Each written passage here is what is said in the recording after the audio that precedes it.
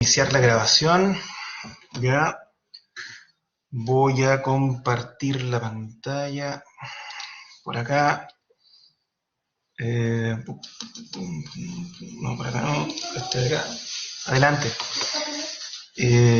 Compartir la pantalla. Acá. Compartir. Ahí está la cosa. Ok, estoy compartiendo, ¿no es cierto? ¿Y se escucha?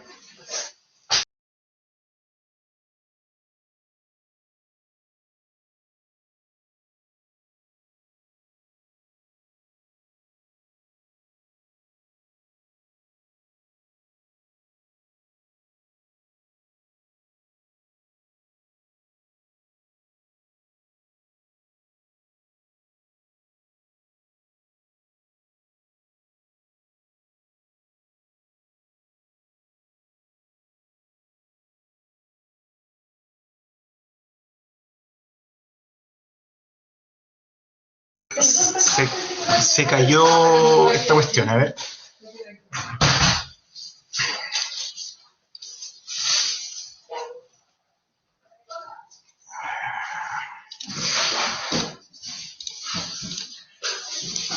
Ahí está. Estoy desde el hospital, así que no sé si esto va a funcionar, ¿eh? A ver si no se cae. ¿Me están escuchando? Hola. Ya. Porfa, después, si alguien me puede, el coordinador que esté por el WhatsApp, que me vaya escribiendo, por si se vuelve a caer esta cuestión, porque estoy desde el hospital. ¿Ya? Eso. Ya. Ok. Yo por acá, acá. Eso. Tengo que poner grabar, ¿no? ¿Cómo se pone grabar? A dejar de compartir. Acá. Dice que estoy grabando. Dice que está grabando. Ah, perfecto, ya. Muy bien. Y como se cayó, pensé que había lío. Ok. Por fin. Ya, chiquillos, hoy día vamos a hablar de enfermedad inflamatoria intestinal. ¿Se acuerdan que hace un gran tiempo atrás hablamos de diarrea crónica y hablamos de diarrea crónica inflamatoria? Cuando quieran interrumpirme, háblenme nomás porque no veo. Profe, se le salió el PPT. ¿Se salió? Sí. A ver.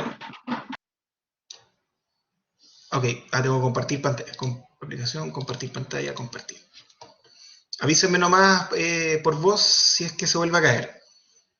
Ojalá esto aguante. Ok. Ahí está. ¿Se ve, no es cierto? Ya. Ok, entonces, cualquier cosa me avisan si se vuelve a caer. Miren.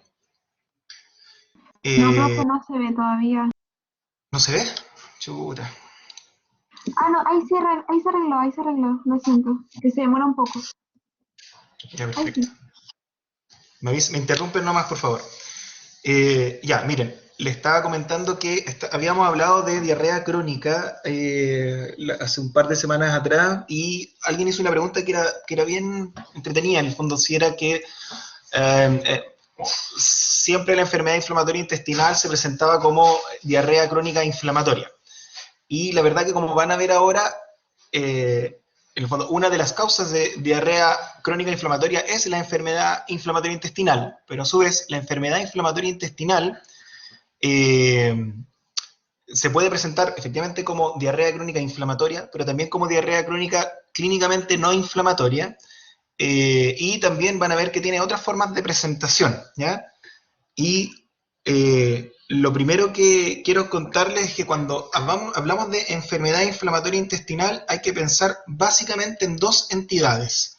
Hay que pensar en colitis ulcerosa, ¿ya? Y enfermedad de Crohn. Vamos a tratar que con esta clase queden bien entendidas estos dos conceptos. Son enfermedades parecidas que comparten una fisiopatología similar, pero tienen características súper distintivas. Y si quieren les adelanto que además de la colitis ulcerosa y de la enfermedad de Crohn, existe un tercer tipo que es una colitis indeterminada, que es cuando no queda del todo claro si se trata de una colitis ulcerosa o una enfermedad de Crohn, ¿ya? Pero para no confundirlos, se trata de estas dos entidades, ¿bien? Y comparten en común que se trata de una inflamación intestinal recidivante, recurrente o crónica. No sabemos muy bien por qué pasa, es más que una enfermedad autoinmune, es una enfermedad inmunomediada, con algunos componentes de autoinmunidad, y hay afectación tanto macroscópica, es decir, que cuando uno hace una endoscopía y ve el tubo digestivo, o cuando uno ve una pieza anatómica, esta se ve afectada, y también puede haber afectación microscópica, ¿ya? Tiene una presentación súper variada. Una de estas presentaciones es la diarrea crónica inflamatoria, que ahí sí que no hay perdón de Dios si a ustedes se les pasa no pensar en enfermedad inflamatoria intestinal cuando estamos ante esta entidad. Y también es importante señalar que tiene manifestaciones extraintestinales. En honor al tiempo, yo no profundizo mucho en las manifestaciones extraintestinales, pero tienen que saber que provoca aftas orales, puede provocar artritis, puede provocar uveitis, puede provocar también sacroileitis, compromiso axial de las articulaciones, ¿ya? Esta enfermedad inflamatoria intestinal, ambas pueden producir esto, ¿ya? Y el diagnóstico, más que no siempre es fácil, casi siempre, o en gran parte de las ocasiones, es bien difícil, y lamentablemente todavía no contamos con un super tratamiento que logre detener o curar la enfermedad. La verdad que esta enfermedad, en este minuto, salvo la colectomía, que es sacar todo el colon en la colitis ulcerosa, no hay cura de la enfermedad inflamatoria intestinal, ¿ya? Ok, y para que se acuerden de esto, por favor, me están escuchando, ¿no es cierto? Sí, se escucha. Muchas gracias. Y para que se acuerden de esto, déjenme agarrar acá el marcador. No, no es esto lo que quiero. La pluma, eso. Para que se acuerden de qué es lo que estamos hablando hablando de una enfermedad que afecta predominantemente el colon, el recto. Acuérdense que está el colon sigmoides, ¿no es cierto? El colon descendente, el colon transverso, el colon ascendente, el ciego, y después acá está el intestino delgado, y la primera porción, o sea, la porción más distal que conecta con el ciego, se llama ilion, ¿ya? Y cuando uno hace un corte en el colon, ven que tiene un espesor, que esto es importante a la hora de conceptualizar, porque ven que aquí está la mucosa, está la submucosa, y después está la muscular propia, y después está el resto de las capas, ¿ya? Y esto es súper importante porque la colitis ulcerosa afecta solamente la mucosa submucosa, mientras que la enfermedad de Crohn, y esto es súper relevante para entender las diferencias, puede afectar todo el espesor, mucosa, submucosa, muscular propia, e incluso puede perforar, ¿eh? Tiene un compromiso que es transmural, la enfermedad de Crohn, y eso da gran parte de sus diferencias, ¿ok? Y acá se las quiero mostrar. En el fondo, la enfermedad de Crohn tiene un compromiso, como les contaba, que puede ser transmural, mientras que la colitis ulcerosa afecta solo la mucosa, ¿ya? Y si lo piensan bien, esta diferencia hace que estas enfermedades tengan un comportamiento distinto, ¿ya? También es importante, antes de entrar a eso, que la enfermedad de Crohn, además de ser el compromiso transmural, otra característica importante que la diferencia es que es un compromiso en mosaico, es salteado. Hay pedazos de mucosa que están sanas con pedazos de mucosa que están afectadas. Típicamente es de esa forma, mientras que la colitis ulcerosa es un compromiso que siempre es continuo. Y la otra diferencia fundamental entre estas dos enfermedades es que la enfermedad de Crohn puede afectar cualquier parte del tubo digestivo, puede afectar estómago, duodeno, intestino delgado, colon, recto, ¿de acuerdo? Mientras que la colitis ulcerosa es privativa del colon, solo afecta al colon la colitis ulcerosa. Esas tres diferencias siempre se las van a preguntar, ¿ya? El compromiso es transmural, es en mosaico en el Crohn y afecta a cualquier parte del tubo digestivo, mientras que la colitis ulcerosa es solo la mucosa, es un compromiso continuo que va desde el recto y puede ir ascendiendo, pero solo se limita al colon, ¿ya? ¿Y por qué les contaba estas diferencias del compromiso transmural? Porque al poder perforar, atravesar la mucosa, la submucosa y más allá, puede haber compromiso, por ejemplo, cuando estas perforaciones ocurren alrededor, en la zona perianal, hay enfermedad perianal, mientras que la colitis ulcerosa no cursa con enfermedad perianal. Como afecta todo el espesor, pueden ocurrir estenosis, se puede perforar y pueden ocurrir fístulas y abscesos. Acuérdense que la fístula es cuando se conecta una víscera hueca con otra víscera hueca, ¿ya? Si hay abscesos y hay colecciones, pueden haber masas abdominales. Es decir, como notan, la enfermedad de Crohn tiene un compromiso que puede ser mucho más tórpido, ¿ya? Este cuadrito que aparece en la revista latinoamericana, que es la revista chilena de gastroenterología, es un clásico, lo van a ver en todas partes, y les permite conceptualizar estas dos enfermedades con sus diferencias. Son parecidas, pero tienen estas diferencias que son fundamentales, ¿ya? Eso con respecto. Y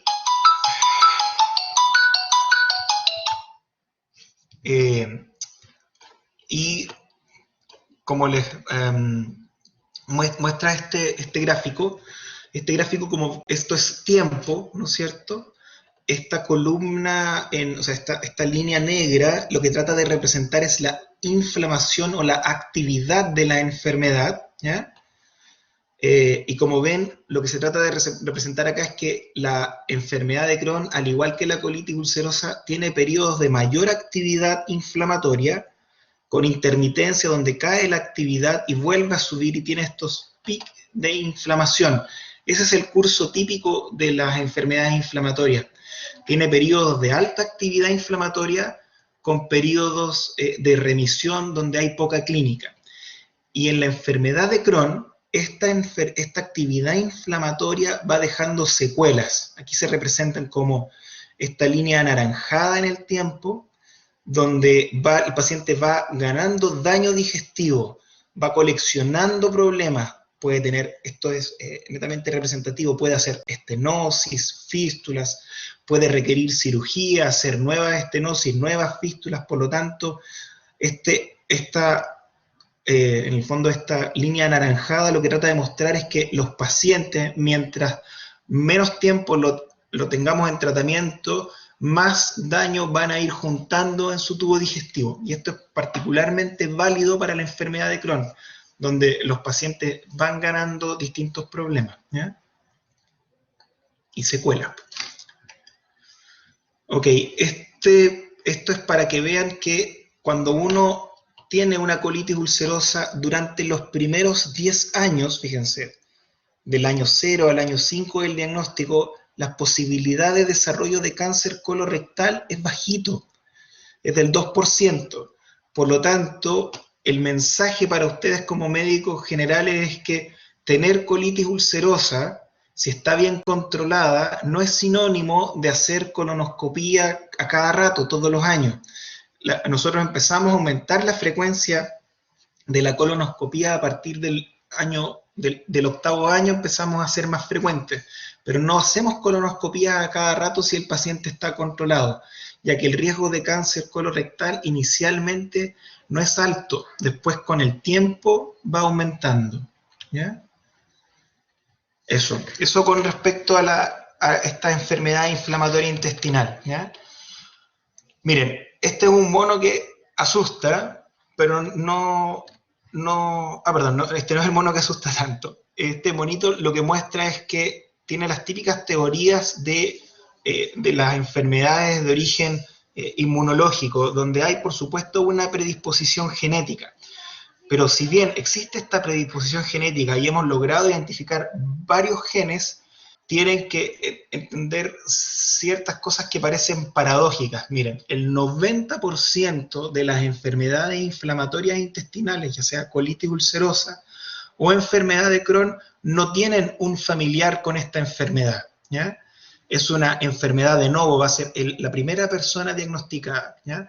Sin embargo, el principal factor de riesgo para desarrollar tanto colitis ulcerosa como enfermedad de Crohn es justamente tener un familiar.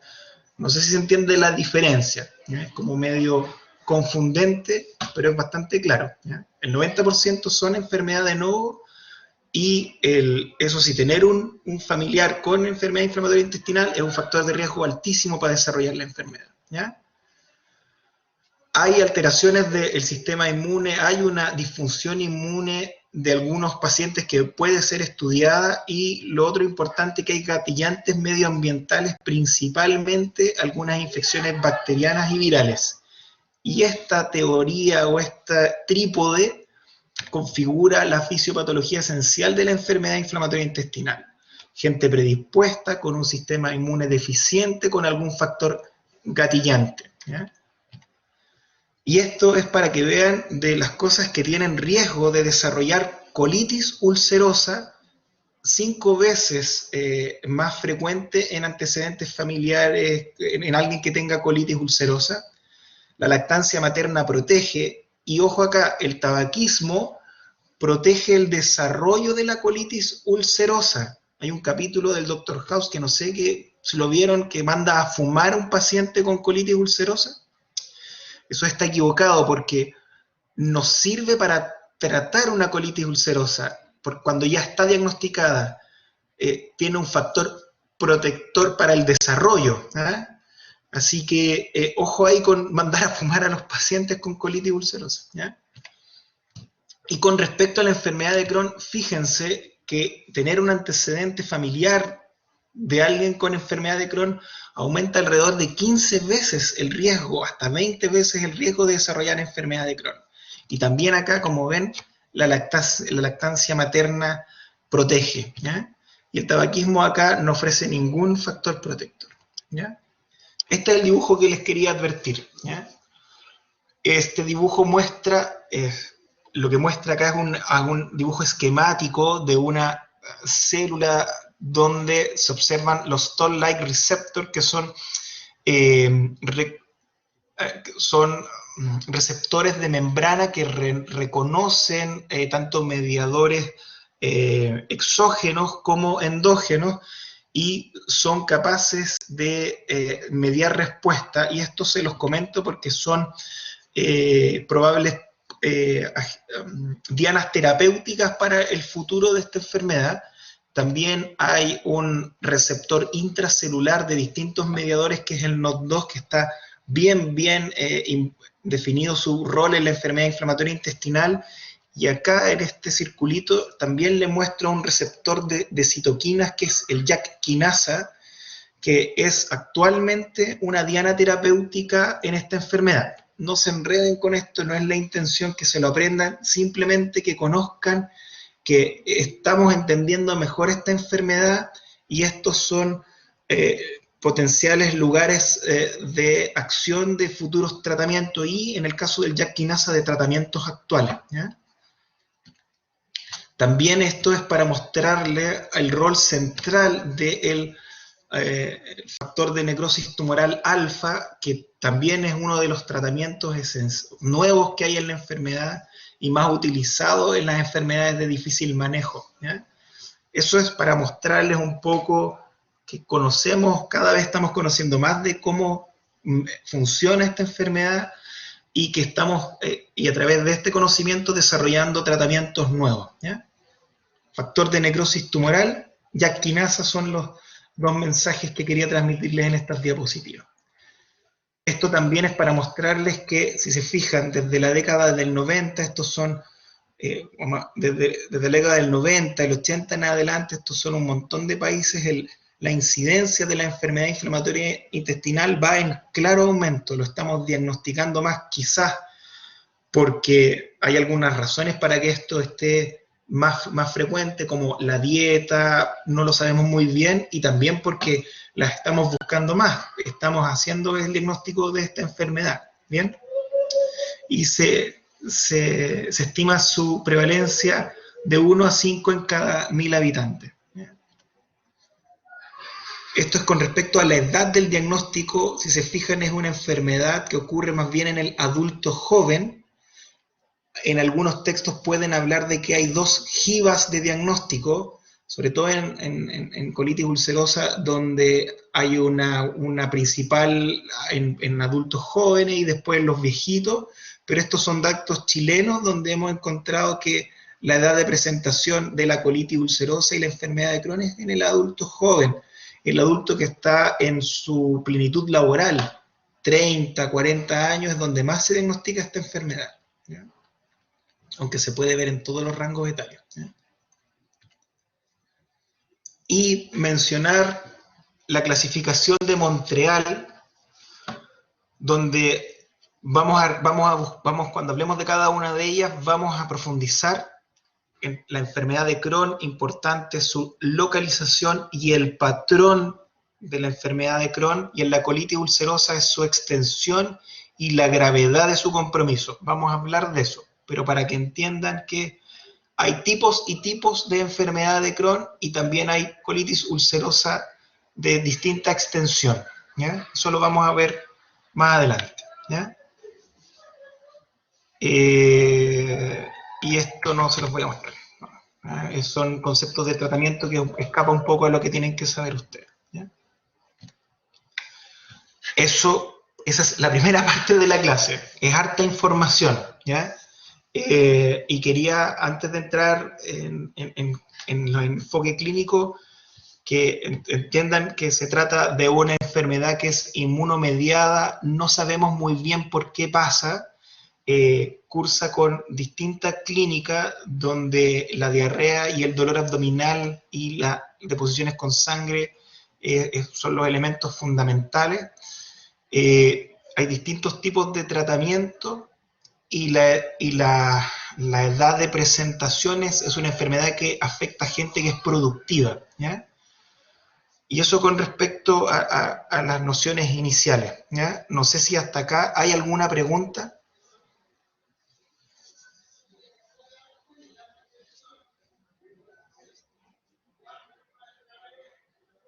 ¿Seguimos entonces? Por ahora todo claro. Perfecto. Es harto que procesar, pero pucha, trato de hacerlo lo más claro posible, ¿ya? Ok, entonces ahora vamos a entrar directamente al enfoque clínico, ¿ya? ¿Qué hacer con este grupo de pacientes donde sospechamos que tenga una enfermedad inflamatoria intestinal, ¿ya? Y se acuerdan cuando hablamos de la clase de diarrea, de diarrea crónica. Bueno, hay que tratar de buscar si hay síntomas de organicidad, si hay sangrado, si hay un síndrome rectal, si los pacientes tienen sensación de que van al baño y hacen esfuerzo y no logran tener deposiciones, dolor anal, si también tienen sensación de vaciamiento incompleto, si los síntomas interrumpen el sueño, si han perdido peso, si tienen fiebre, ¿ya? Y al examen físico pueden buscar manifestaciones extraintestinales. Es súper común que los pacientes refieran aftas. Súper común. Uno olvida preguntarlo. ¿Tiene aftas? ¿Tiene aftas con recurrencia en la boca? Y es un síntoma que casi siempre está. Pueden ver si hay dolor articular, si hay manifestaciones articulares también. En los pacientes con Crohn pueden haber masas abdominales o fístulas también, ¿ya? Es decir, por ejemplo, que pueden tener fístulas perianales, problemas alrededor del ano, ese tipo de cosas, ¿ya? Por lo tanto, es importante buscar esto, si se trata de un cuadro orgánico, qué clínica presenta y si hay algo en el examen físico que les pueda servir, ¿ya? Entonces, pregunten este tipo de preguntas, en el fondo, ¿cuánto tiempo llevan con la enfermedad? ¿Hay antecedentes familiares? ¿Hay alguien que tenga enfermedad de Crohn? ¿Hay alguien con colitis ulcerosa en la familia? ¿El paciente tiene es tabáquico? Esos son el tipo de elementos que uno quiere buscar en estos pacientes, ¿ya? Y por supuesto, si los pacientes tienen síndrome disentérico, como hablamos, o sea, enfermedad, diarrea crónica de tipo inflamatorio, hay que buscar las cosas que lo producían. Y en diarrea crónica, lo mismo que estudiamos en la otra clase, ¿no es cierto? Ir a buscar este tipo de diagnóstico, ¿ya? Ok, eso con respecto a las preguntas clínicas, ¿ya?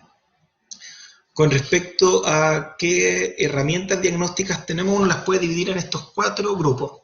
El laboratorio general, los exámenes de deposiciones, donde la calprotectina fecal va a tener un rol importante, la endoscopía, ¿no es cierto?, con la colonoscopía y algunas imágenes que pueden tener relevancia en dependencia del tipo de enfermedad que estemos enfrentando, ¿ya?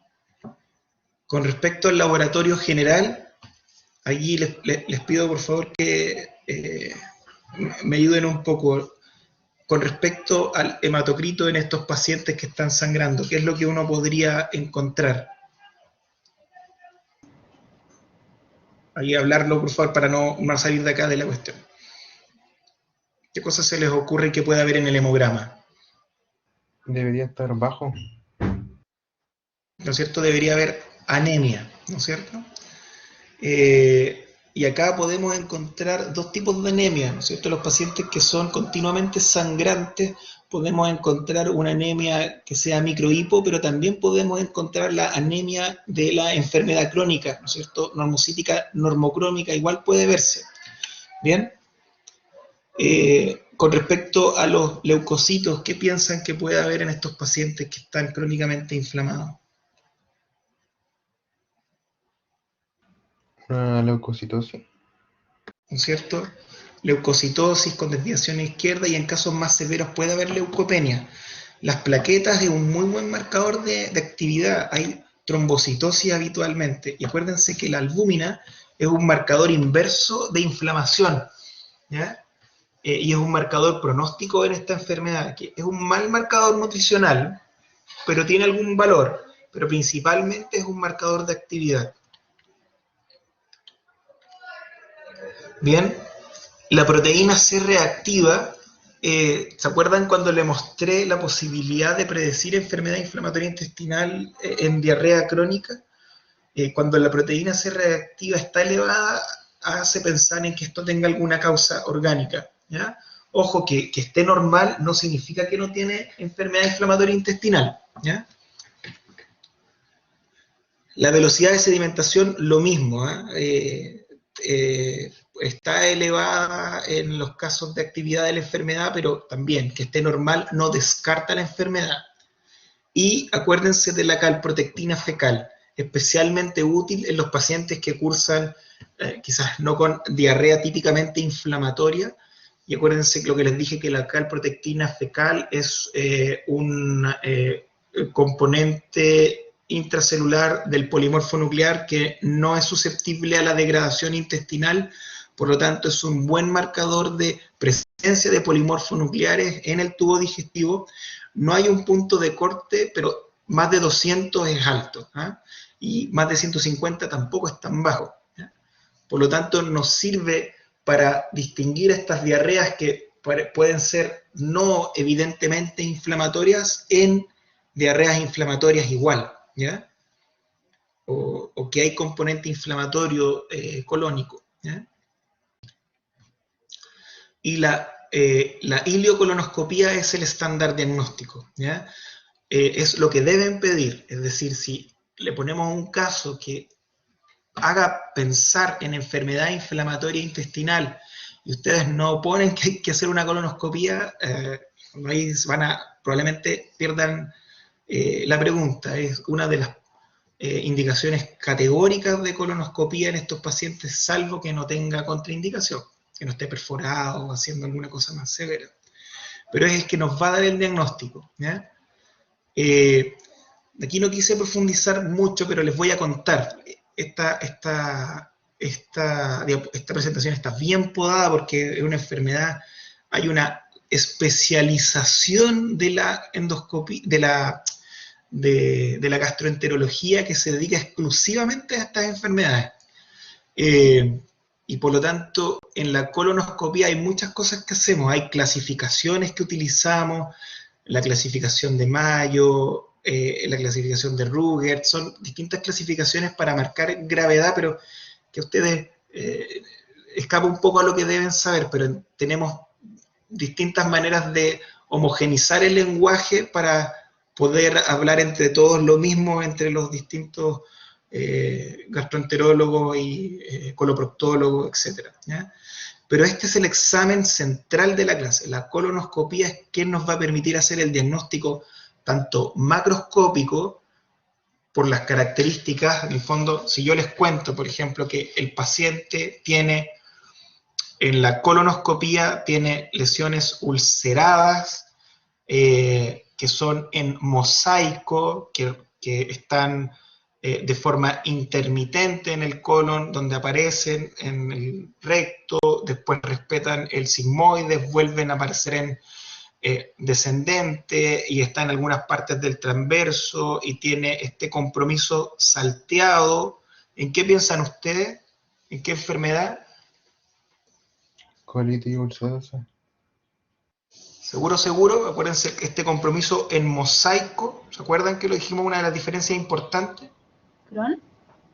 En Crohn. Acuérdense que en la colitis ulcerosa, después van a leerlo, en la colitis, y lo vamos a profundizar, en la colitis ulcerosa el compromiso es siempre continuo, siempre desde recto hacia proximal. O sea, afecta recto y sigmoides, recto, sigmoides y descendente, transverso, todo el colon, pero siempre de forma continua. Este compromiso que es parchado en mosaico intermitente es típico del Crohn, y además la presencia de úlceras también es típico del Crohn, ¿de acuerdo? Por lo tanto, este examen solamente al vernos nos va a permitir, muchas veces esto tiene aspecto típico de Crohn, aspecto típico de colitis ulcerosa, ¿ya? Este es el examen más importante, ¿ya?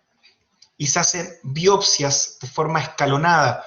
Uno va sacando pedacitos de tejido con una pinza muy chiquitita, desde el ilion y todos los segmentos del colon. Y si hay mucosa que alterna entre sana y comprometida, se toman biopsias diferenciadas de la mucosa comprometida y la mucosa sana, ¿ya?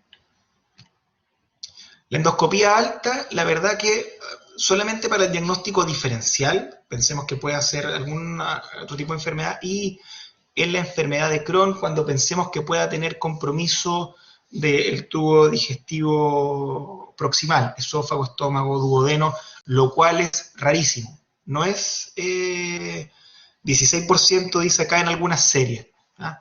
Pero es infrecuente, pero está dentro de los exámenes que utilizamos, ¿ya? Y la cápsula endoscópica nos permite ver la parte que no permite ver la endoscopía alta, que recuerden que en las mejores manos puede llegar hasta la tercera porción del duodeno, aunque lo más típico es que llegue hasta la segunda, y la colonoscopía permite ver todo el colon y los centímetros finales del ilion. Por lo tanto, hay una parte del intestino delgado que llamamos intestino medio, que va desde el trace hasta el ilion medio, todo esto, en el fondo, desde el ángulo de trace, que es duodeno, tercera porción de duodeno, yeyuno, ilion, que no es explorable ni por la endoscopía, ni por la colonoscopía. Y aquí estos dos métodos nos permiten explorar esa área, ¿ya? En la cápsula endoscópica nos permite, es una pastillita, creo que acá la tengo, esa pastillita, que se traga y va tomando fotos, y de verdad es como ver una película cuando uno la pone rápido. Y como ven acá en la foto de abajo, hay una estenosis del intestino delgado, donde está inflamado, ¿no es cierto? Y podemos ver que la cápsula se quedó incrustada en esa estenosis, no pudo pasar más, y eso se está haciendo con una enteroscopía, que es la otra técnica, que nos permite ver a través de unos tubos especiales, que no les cuento mucho detalle, pero tienen algunas particularidades, nos permiten explorar por arriba o por abajo el intestino delgado, ¿bien? Pero son exámenes de uso más excepcional. Bien, con respecto a las imágenes, la radiografía pudiera tener alguna utilidad, por ejemplo, para descartar complicaciones. La enterografía por TAC, esto es tomar líquido y los pacientes se les mandan a tomar líquido y se les hace un escáner o una resonancia para ver el intestino delgado, puede tener utilidad. La ecotomografía, muy poco utilizada en nuestro medio, en Chile, pero en Europa se utiliza con mayor frecuencia, y en los pacientes que tienen enfermedad de Crohn con compromiso perianal, la resonancia magnética y la endosonografía también tiene utilidad. La resonancia de piso pélvico es útil en este grupo de pacientes, ¿ya? Así que eso con respecto a esta parte, ¿ya? Muchas formas de presentación, hay distintas técnicas que se pueden utilizar, hay que pensar, tener esta enfermedad siempre en la cabeza, es más frecuente de lo que uno cree, hay hartos métodos diagnósticos, no olvidar que la colonoscopía es el examen de elección y que ustedes lo sospechen y lo deriven prontamente, le va a cambiar la vida a un paciente y también a un grupo familiar, ¿no? ¿Okay? Eso con respecto al abordaje clínico. ¿Ya? Eso. Esa es la segunda patita de esta cuestión, ¿ya? Y ahora vamos a hablar de cada una de estas entidades en forma particular, que es como la parte buena, ¿ya?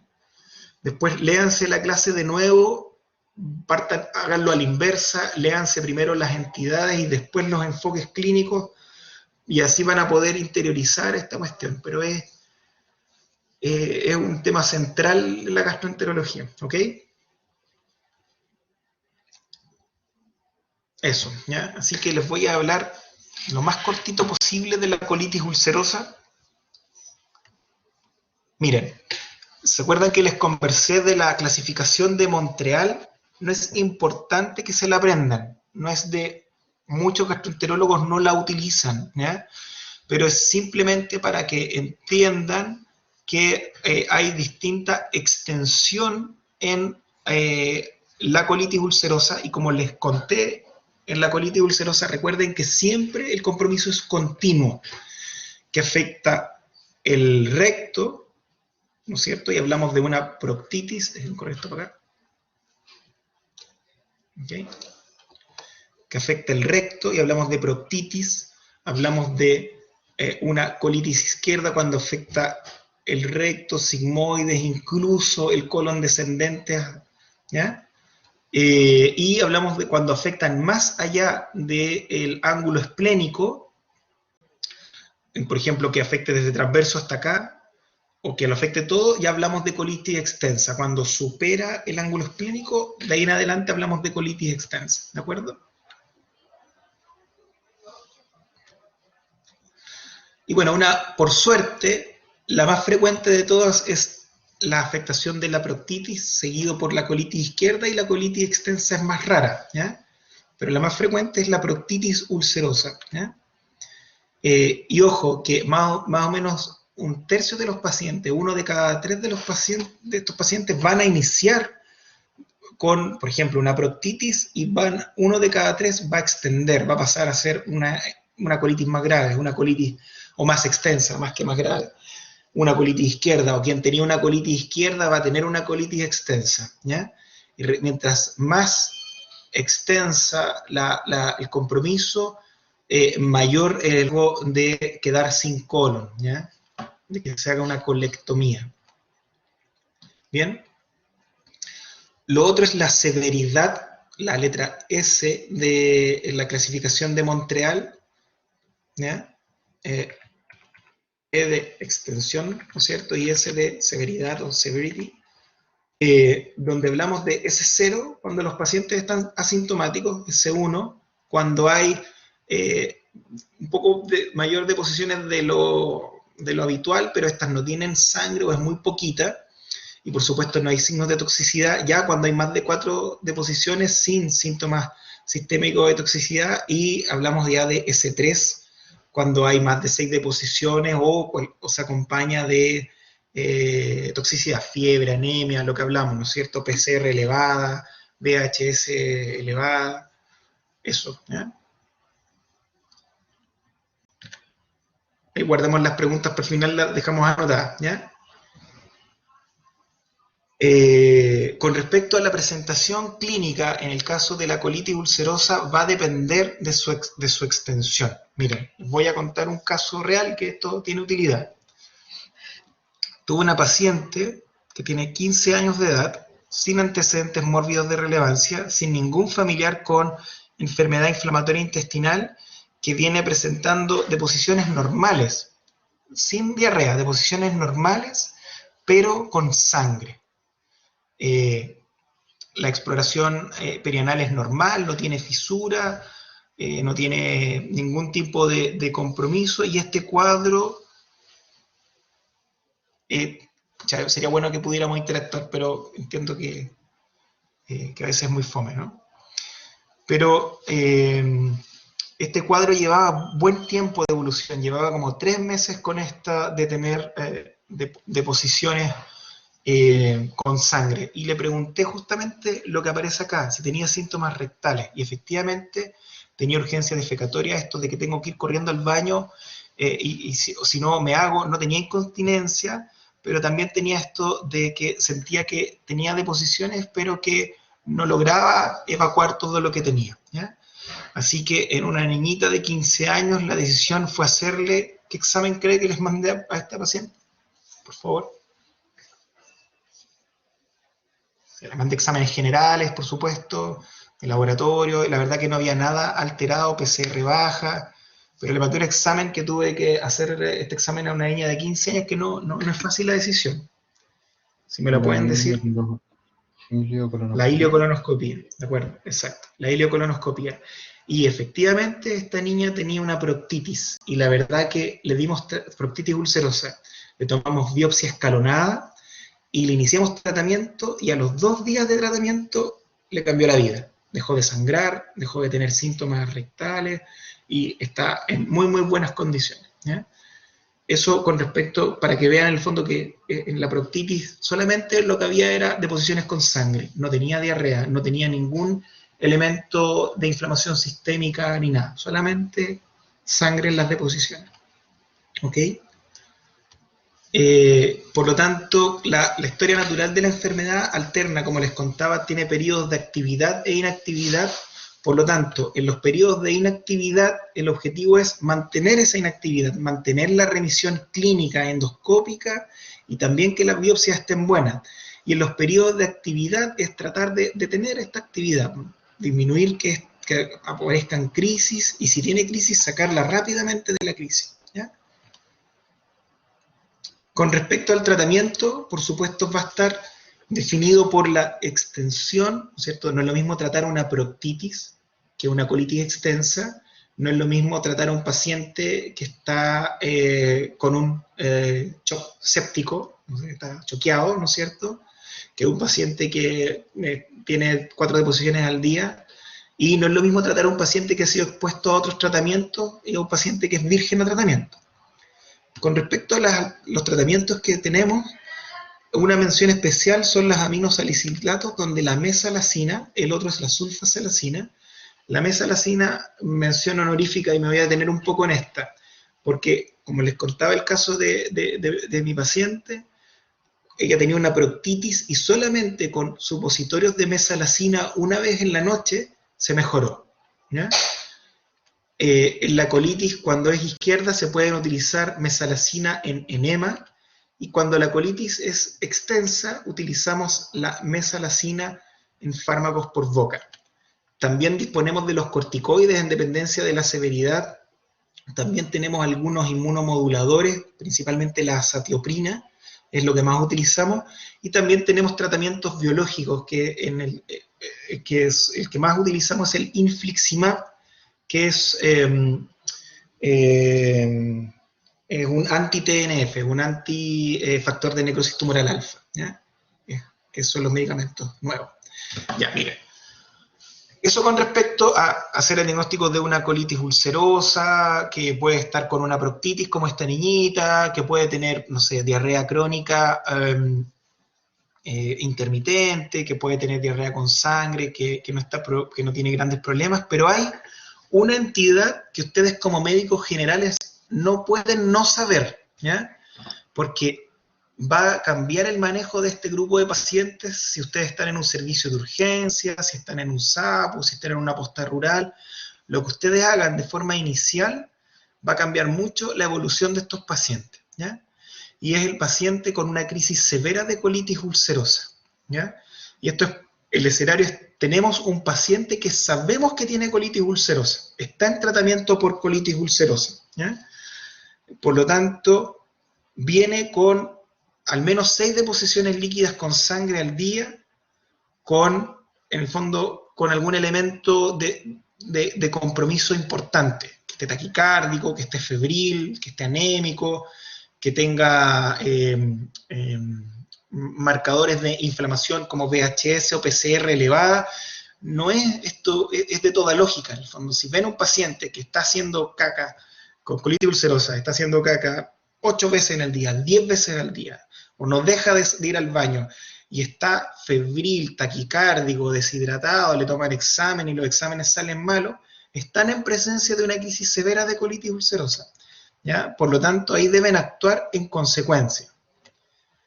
Y tienen que aplicar un índice que tampoco deben sabérselo de memoria, pero está en todos los MedCalc, ¿ya? Pero que también exige pensamiento lógico nomás, que es el índice de Trulop, ¿ya?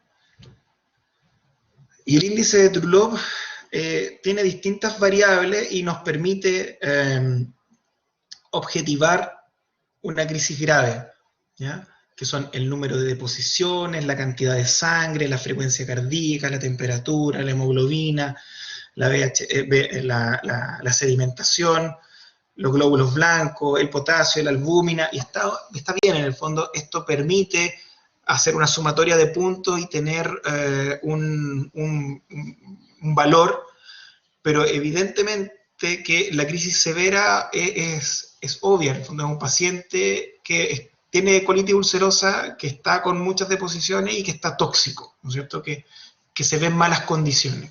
Ese es un paciente con crisis severa.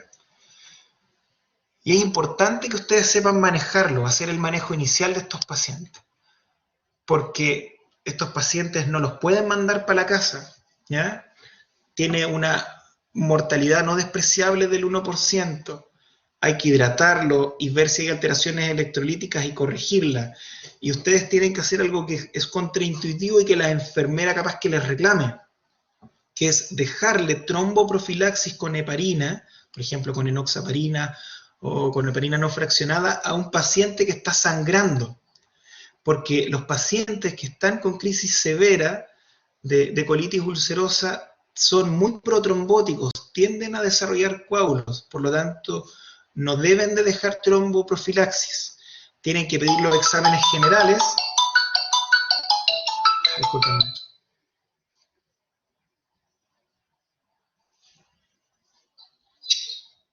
Tienen que pedir los exámenes generales. Tienen que pedir los exámenes generales, las imágenes si son necesarias, y es importante que descarten, este examen tienen que pedirlo, el examen para descartar Clostridium difficile. Tienen que pedir una PCR de Clostridium difficile en las deposiciones para descartar que no hay una sobreinfección. El citomegalovirus es otro tema, pero en ustedes médicos de urgencia, recién graduados, tienen que hacer esto.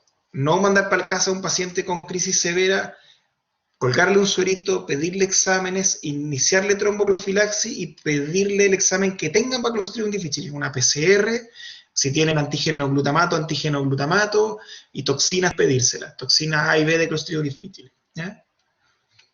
Y lo otro que deben hacer sin demora es iniciar corticoides endovenosos, ¿ya? Pueden utilizar hidrocortisona, 100 miligramos cada 8 horas, o metilprednisolona aquí en Chile se divide un poco la escuela de la Chile, usa más hidrocortisona, y la metipronisolona la usa más la católica, pero da lo mismo, cualquiera de los dos, ¿ya? Pero no demorar el tratamiento con corticoides endovenosos en estos pacientes, ¿ya?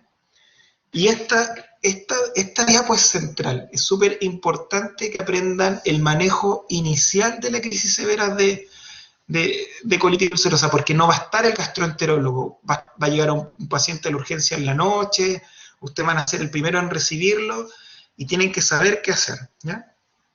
Eso como mensaje importante de la clase. Y por supuesto, al otro día al gastroenterólogo, y ahí hay un manejo multidisciplinario con nosotros, los coloproctólogos, algunos médicos gastroenterólogos hiper especializados en este grupo de enfermedades también pueden participar. ¿Bien? Eso.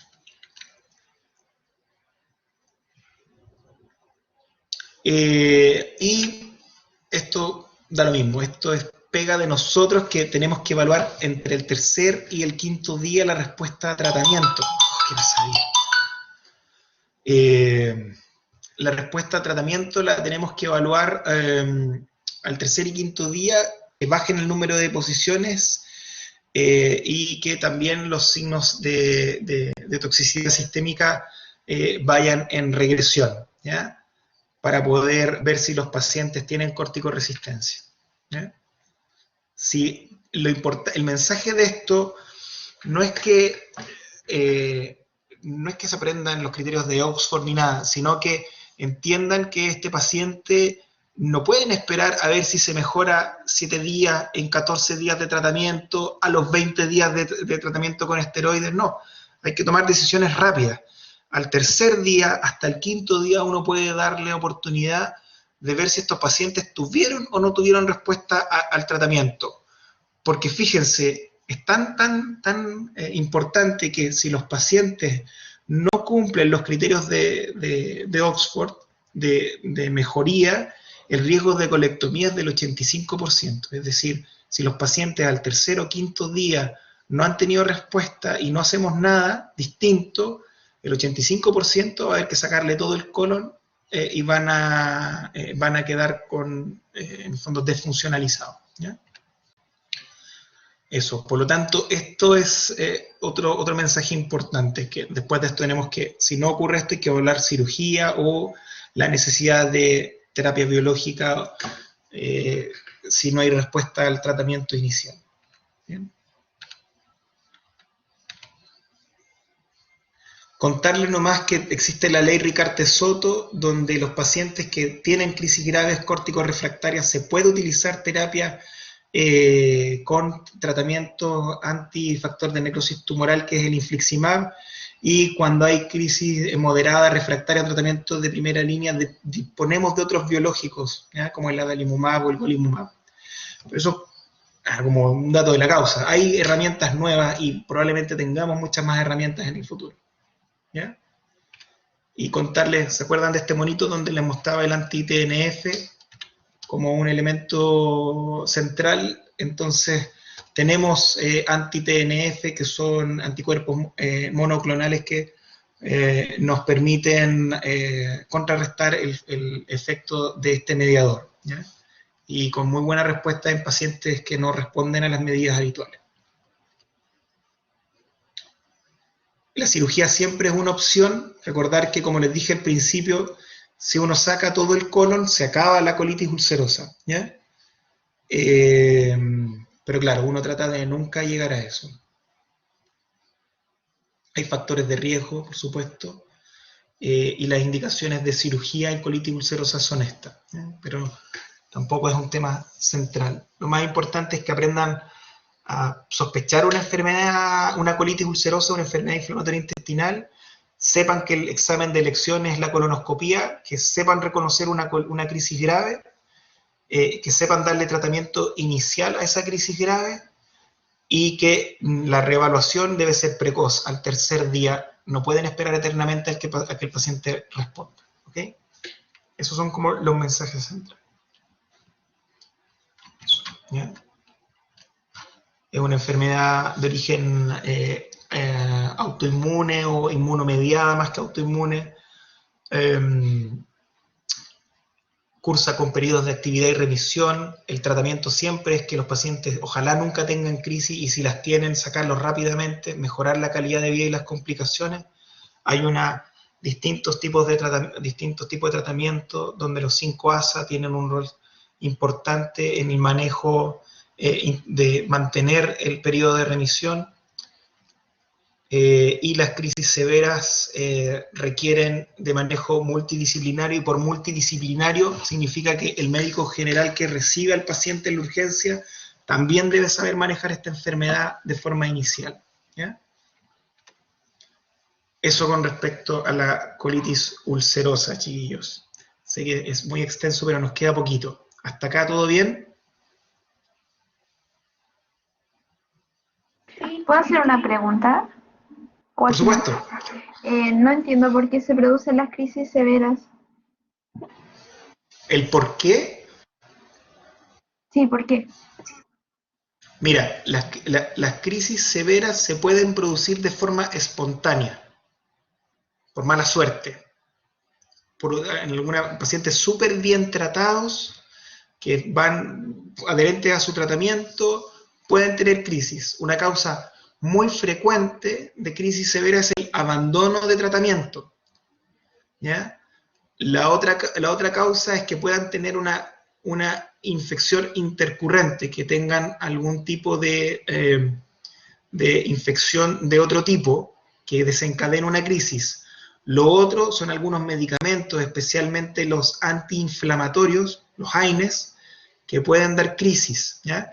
Y lo importante acá es ver que no haya una infección concomitante por Clostridium o por citomegalovirus en este grupo de pacientes, ¿ya? Pero ¿por qué a veces se produce? Incluso los pacientes muy súper bien portados y ultraadherentes pueden tener crisis por cómo se comporta esta enfermedad, como les contaba, donde funciona con periodos de remisión de la actividad, pero pueden tener periodos de aumento de la actividad de forma espontánea, ¿ya? Ese es el porqué de las crisis severas, ¿ya? Gracias. Eso, ¿ya? Ok, y lo último, queda menos, ¿ya? La enfermedad de Crohn. También, hablarles de la clasificación de Montreal, no es necesario que se lo aprendan, es solamente para contarles que existe y que está acá, pero resume los aspectos más importantes. Y lo primero es la edad. No es necesario que sepan, pero tienen que saber que en los extremos de la vida, cuando la enfermedad debuta en gente pequeña de más de 16 años, o gente de más de 41, la evolución de esta enfermedad es peor. Tienen una evolución más tórpida o con más problemas, ¿ya? Con respecto a la localización, también L1, L2, L3, esta codificación, pero da lo mismo. En el fondo, lo importante es que sepan que puede haber afectación ileal, de colon, de ilion y colon, y también puede haber del tracto intestinal alto, estómago, de duodeno, de ilion, acá ven ilion distal, ilion medio, ¿no es cierto? Puede tener distintas localizaciones, al contrario de la colitis ulcerosa, donde este compromiso no era parchado, ¿se acuerdan? Es continuo desde el recto y puede afectar solo el colon, ¿ya? Acá no, puede afectar cualquier porción del tubo digestivo, ¿bien? Y aquí les muestro algunas fotos. Esto es una foto de ilion, donde se ve afectación por Crohn. Aquí hay una foto de esto de acá que se ve acá es la válvula iliocecal, y acá ven justo una úlcera, ¿se ven? Las úlceras se ven blancas, porque lo que se ve abajo es la submucosa, que es de este color blanquecino. Se pierde toda la mucosa y se ve esta úlcera grandota, que se describen como serpinginosas, como una serpiente, ¿eh? Acá ven compromiso colónico con estas úlceras que, si se fijan, parecen aftas, como las aftas de la boca, los que han tenido aftas, ¿no es cierto? Acá hay un compromiso del duodeno, y una amiga me dijo que me iba a mandar una foto de compromiso gástrico, pero no me mandó, ¿ya? Y el compromiso más frecuente es ilion, le sigue ilio colónico y por último el compromiso de colon. ¿Ya? Esos son los compromisos más frecuentes. Ya mucho más raro el compromiso alto. ¿Ya? La prevalencia y la incidencia. Y esto es central. ¿Ya? Una cosa es, ¿no es cierto? Hablamos de la localización, que podía estar en cualquier parte, ¿no es cierto? Que es más común que esté en ilion, le sigue colon, y le siguen, o sea, le sigue iliocolónico y le sigue colon al final. Pero otra cosa que tiene distinto la enfermedad de Crohn con respecto a la colitis ulcerosa, recuerden que yo les dije que el compromiso en el Crohn es transmural, que puede afectar todo el espesor del colon o del tubo digestivo. Por lo tanto, esto puede dar distintos tipos de comportamiento, donde un comportamiento de uno en este caso, pero es el inflamatorio, donde solo hay inflamación. Ven esta úlcera grande ahí como serpinginosa, como se describe aquí también hay otra. Esto es ilion, esto es colon, ¿ya? Es solamente inflamación. Después hay un compromiso que puede ser obstructivo, ¿ya? Es decir, se inflama tanto que ocluye el lumen y se estenosa y se cierra, y después pueden haber hoyos en el colon o en el tubo digestivo, y si se fijan acá, este es un pobre paciente, que esto es su abdomen, donde hay una fístula donde el colon o alguna parte del tubo digestivo conecta con la piel, sale para afuera, ¿ya? Acá también, ¿de acuerdo? Y esto es perforante o fistulizante. La fístula puede comunicar con el exterior, como en este caso, pero por ejemplo puede comunicar con el colon, entre colon y colon. Puede haber una fístula entre el colon y el intestino delgado, o el colon y la vejiga. O sea, pueden haber fístulas para cualquier parte, ¿ya? Y también el compromiso perianal, donde las fístulas ocurren alrededor de la región anal, ¿ya? Que es privativo del Crohn, ¿ya? Ahora, mensaje central, no todas las fisuras anales son Crohn. Importante, son un número muy, muy pequeño son Crohn. La enfermedad perianal compleja, con fístulas complejas, hace pensar en Crohn, pero la gente puede tener fisuras por cualquier motivo, ¿ya?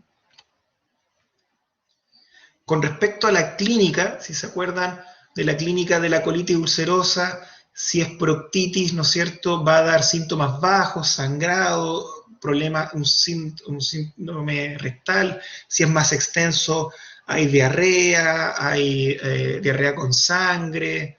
Y en la enfermedad de Crohn, el patrón de comportamiento va a definir el tipo de clínica de los pacientes. En el patrón inflamatorio, típicamente hay dolor abdominal, pérdida de peso, fiebre, fatiga, desnutrición. Puede haber diarrea, pero es más raro la diarrea en la enfermedad de Crohn. Cuando es obstructivo estenosante, distensión abdominal, náuseas, vómitos, puede haber suboclusión o de frentón obstrucción intestinal. Y en las fístulas, bueno, depende de qué fístula tengan los pacientes, ¿no es cierto? Si es enteroentérica, puede pasar sin penas ni glorias, sola con una masa abdominal, sin ningún síntoma. Si es recto vaginal, puede haber dispareunia. Si es una fístula enterourinaria, puede haber fecaluria, neumaturia y infecciones urinarias a repetición. ¿Bien? Como se fijan, esta es una enfermedad más polimorfa que la colitis ulcerosa. Eso, con respecto al enfoque de tratamiento, aquí hay una filosofía de tratamiento que se llama top-down, que es como darle fuerte y después bajar, o sea, darle el tiro con un tratamiento enérgico. Y hay un grupo de pacientes que se benefician de un tratamiento potente, porque son los pacientes que van a tener mal pronóstico. ¿Qué significa de un tratamiento fuerte? Ojalá partir con lo más potente disponible, que en este caso es la terapia biológica. Y los pacientes que tienen este tipo de características, compromiso extenso intestino delgado, gastrointestinal, que cursan con lesiones perianales, que tienen enfermedad fistulizante, que empiezan chicos con la enfermedad, que tienen tabaquismo, que hayan necesitado cirugía o que tienen resecciones de intestino delgado, en este grupo de pacientes es mejor partir con terapia biológica de manera precoz, o sea, con infliximab, ojalá lo antes posible, ¿ya? Hay distintos tipos de medicamentos, los corticoides, los inmunomoduladores, los anti-TNF y otros biológicos podemos utilizar. Esto es netamente tema de especialidad, ¿ya? Aquí no sepan que existen distintas alternativas de tratamiento y que el tratamiento va a depender de si es un patrón inflamatorio, estenosante o fistulizante, de dónde está localizado y de qué tan grave es la enfermedad, ¿ya? Pero no es importante que ustedes sepan detalles del tratamiento de esta enfermedad que es bien compleja, ¿ya? No los quise marear con eso. Y también que conozcan que la ley Ricarte-Soto nos permite darle tratamiento con terapia biológica a pacientes que tienen un Crohn refractario o que tienen fístulas perianales complejas. Y con respecto a las conclusiones, el tratamiento del Crohn está basado en las variables clínicas, que son la localización y la severidad, ¿no es cierto? Y el patrón, yo agregaría también, y por supuesto la disponibilidad de tratamiento, que por suerte cada vez está más disponible la terapia biológica para este grupo de pacientes, va a determinar en mucha medida el tipo de tratamiento que les ofrezcamos, ¿no? Eso. Casi que quiero pedir disculpas por la extensión de la clase, ¿ya? Eso, chicos. Ahora no sé si hay dudas, preguntas.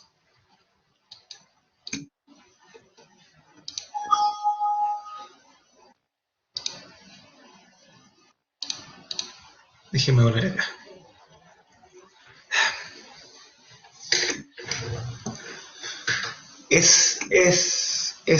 Es enredado esta cuestión. A ver, ¿cómo ando de tiempo? No, la verdad no. Ya, perfecto, qué bueno que les haya servido. Eso, chicos. No sé si tienen preguntas, aprendan las diferencias fundamentales. Que dice, profe, es patrón. A ver, acá. Dejar si no hay dudas entre medio de acá. Si el patrón es perforante, se da solo por evolución. Alguien puede debutar perfectamente con un patrón perforante. Sí. No es, lo más habitual es que en la enfermedad de Crohn empecemos primero con una enfermedad de tipo inflamatoria, pero no es infrecuente un patrón de tipo inflamatorio que los pacientes, por ejemplo, debuten con compromiso perianal solamente antes de tener otra clínica, o que debuten con una masa o con una fístula.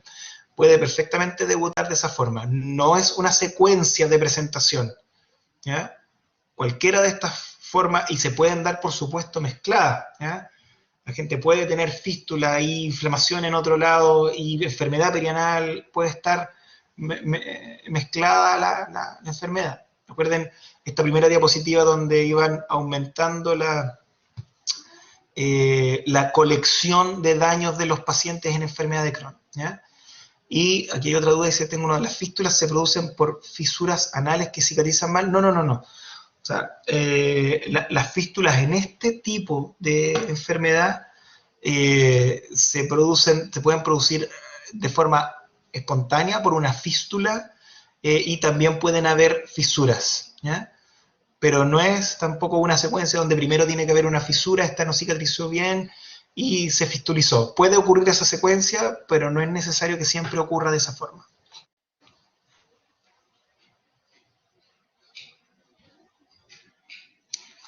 Esperen, déjenme terminar.